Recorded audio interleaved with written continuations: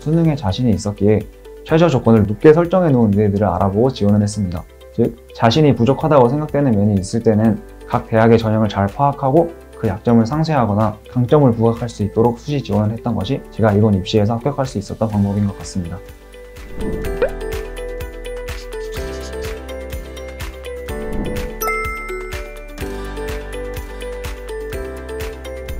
안녕하세요. 러셀 중대에서 고3 썸머스쿨부터 공부하여 을지대학교 의예과의 수시 학생부 교과, 교과 성적 우수자 전형으로 합격한 손유현입니다.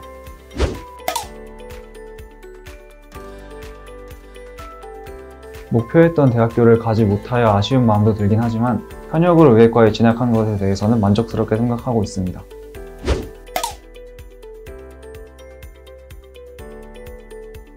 여름방학이 되고 스터디 카페같이 좀 자유롭게 공부하는 분위기보다는 좀 더 무거운 분위기 속에서 규칙적인 공부를 하고 싶다는 생각이 들었습니다. 그래서 여러 학원들을 알아보던 도중에 친구들로부터 러셀 학원을 추천을 받았고 제가 원하던 분위기가 딱 맞는 것 같아서 다니게 되었습니다.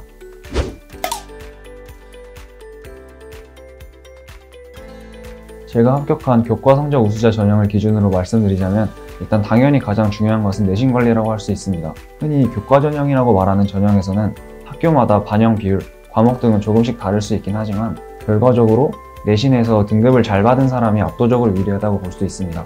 하지만 저는 일반적으로 의예과에 지원하기에는 낮은 1.35 정도의 내신을 받았었습니다.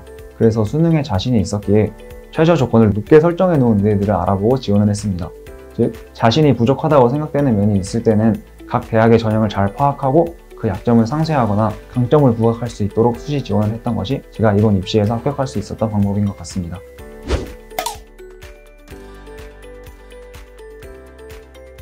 (2학년) 때부터 정시와 수시를 모두 챙겨야겠다는 마음가짐으로 공부를 했습니다.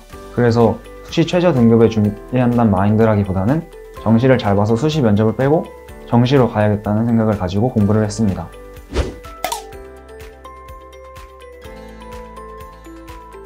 가장 취약했던 과목은 국어인 것 같습니다. 글을 많이 접해본 경험도 없었기 때문에 글을 독해하는 데에도 어려움이 있었고 문제에 접근하는 데에도 많은 어려움을 느꼈습니다. 그래서 하루에 국어 공부 비중을 늘려서 4~5시간씩 투자를 했습니다.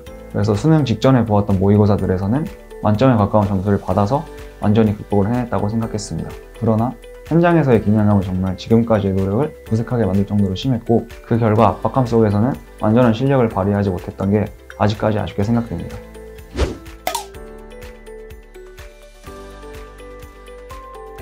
과자관이 3개로 나누어져 있고 학교 교실과는 다르게 굉장히 넓어서 개방감을 느낄 수 있었습니다. 그래서 한 공간에서 계속 공부했음에도 답답함을 별로 느끼지 못했었습니다. 그리고 책상도 이전에 공부하던 환경에 비해서 매우 넓었고 책장 역시 다른 물품들도 함께 수납할 수 있도록 넓어서 공간 활용을 편리하게 할 수 있었습니다.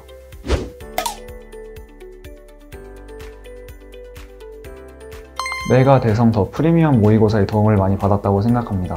수능을 대비할 때는 실력을 키우는 것도 중요하지만 수능 시간표에 맞춰 움직이며 실전 감각을 키우는 것 또한 중요하다고 생각하기 때문입니다. 그래서 학원에서 모의고사를 실시할 때마다 매번 신청해서 실전 감각을 기르는 데에 도움을 많이 받았습니다. 그리고 자습 시간에는 재원생들의 이동을 통제했던 것 역시 공부에 집중하는 데 있어서 큰 도움이 되었다고 생각합니다.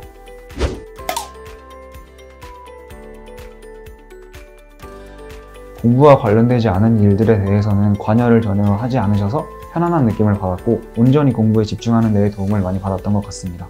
그리고 공부할 때 불편하거나 힘든 일이 생겨서 말씀드리면 항상 잘 들어주셨던 점이 좋았습니다.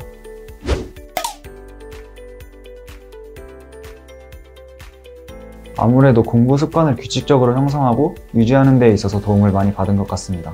코로나19가 확산되고 나서 학교와 학원 등을 가지 못하게 되면서 생활 습관이 망가지기 시작했습니다. 하지만 러셀에서 정해진 시간표를 따르며 공부를 하다 보니 자연스럽게 다시 공부 습관을 만들며 유지할 수 있었고 이런 점이 코로나로 인해 생겼던 불안감을 줄여줬던 것 같습니다.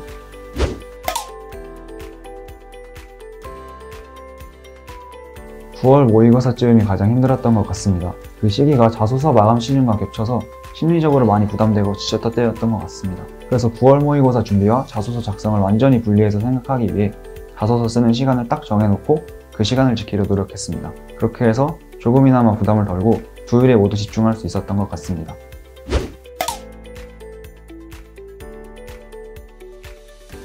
아직 늦지 않았다. 성적을 올리기에 충분한 시간이다. 이런 비슷한 말들을 많이 들으실 겁니다. 입시가 끝나고 보니 실제로 충분한 시간을 갖고 있었던 사람은 주위에 없었습니다. 늘 최선을 다하셔서 좋은 결과를 얻으시기 바랍니다.